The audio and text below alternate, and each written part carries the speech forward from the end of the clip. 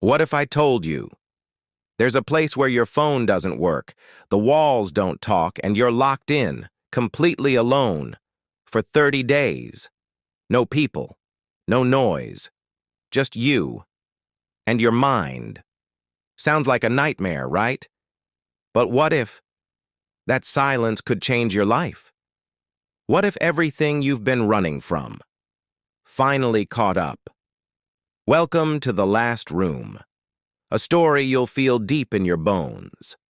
Welcome to English storytelling, where every story we share takes you deeper into the world of emotions, lessons, and self-discovery. If you're new here, don't forget to subscribe for more stories that challenge the way you think and feel. Let's begin. Day 1. They called it The Last Room. No mirrors, no windows, no clocks. You enter alone, and if you last 30 days, you walk out rich. They say it's a test of patience, a test of the mind.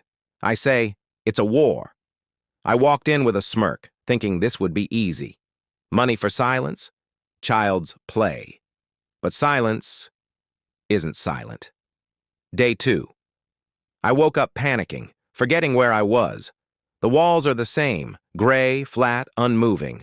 My food arrives through a small drawer. No sound, no human contact.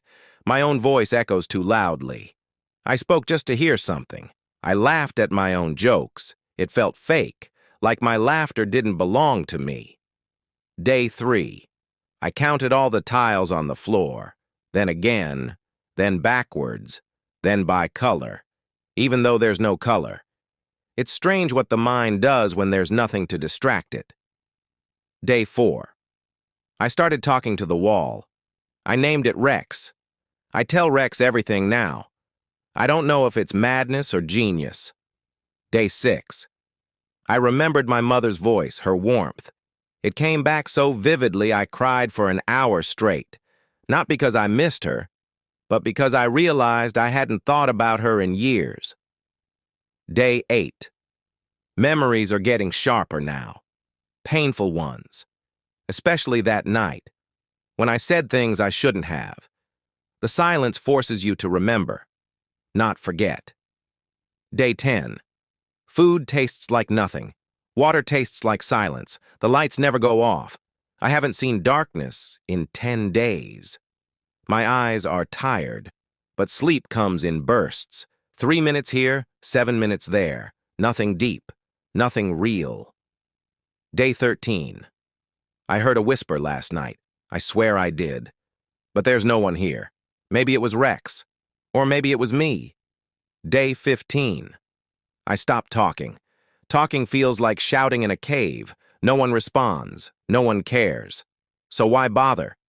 My own voice irritates me now. Day 18. My heartbeat is too loud. I can hear it in my ears. Boom, boom, boom. Like drums in an empty hall. My thoughts have started overlapping.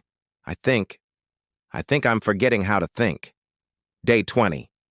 I wanted to quit. I stood by the door for hours, hand hovering near the emergency bell.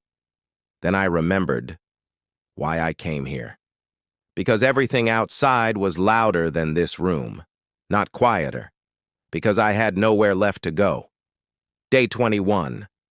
I stopped counting the days. Rex keeps track now. I talk to him again, just to feel something, even if it's fake. Day 23. Sometimes I hear footsteps, or maybe it's my heart, or maybe it's the sound of my sanity, leaving. Day 24. I remembered her name today, the one I left, the one I lied to. I don't know if I'll ever say sorry, but in here, I did. I said it out loud. I'm sorry.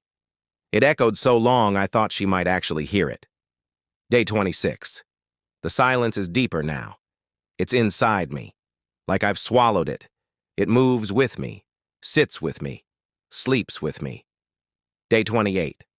I had a dream. I was outside.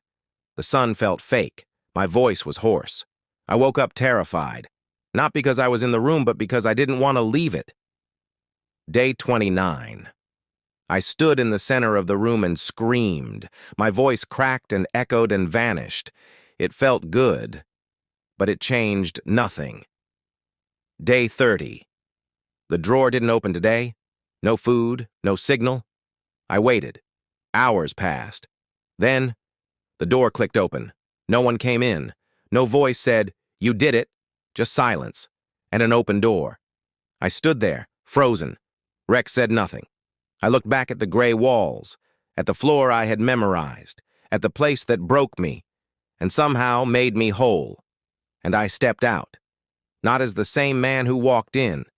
I stepped out, quieter, stronger, emptier, but clearer. They gave me the money. I didn't even look at it. I just whispered, "Thank you. Thank you." Last room. If you connected with this story, if it made you reflect or even inspired you, don't forget to subscribe and stay tuned for more. Stories that challenge you. Stories that stay with you.